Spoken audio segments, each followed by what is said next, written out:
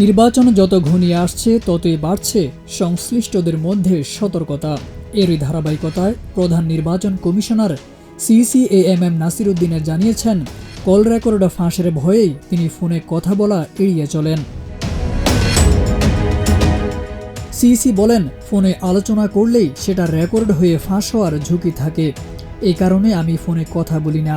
অনেকে ভাবেন আমি ফোন রিসিভ করি না, আসলে এটি সচেতন সিদ্ধান্ত। যারা আমার সঙ্গে যোগাযোগ করতে চান তারা সরাসরি আমার অফিসে এসে কথা বলতে পারেন, জানিয়ে তিনি বলেন, দরজা সব সময় খোলা, প্রয়োজনে লিখিত প্রস্তাবও দিতে পারেন, তবে ফোনে আলোচনার ক্ষেত্রে আমি খুবই সতর্ক।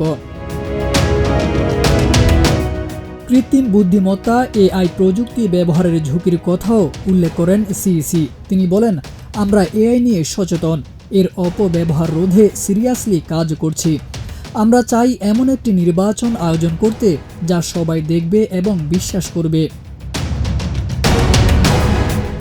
অতীতের অনেক সীমাবদ্ধতা দূর করে এবার নির্বাচন কমিশনকে আরও কার্যকর করার উদ্যোগ নেওয়া হয়েছে, জানিয়ে সিইসি বলেন, আমরা ফিরিয়ে আনছি সেই ক্ষমতা যাতে প্রমাণিত অনিয়মের ভিত্তিতে পুরো একটি আসনের নির্বাচন বাতিল করা যায়।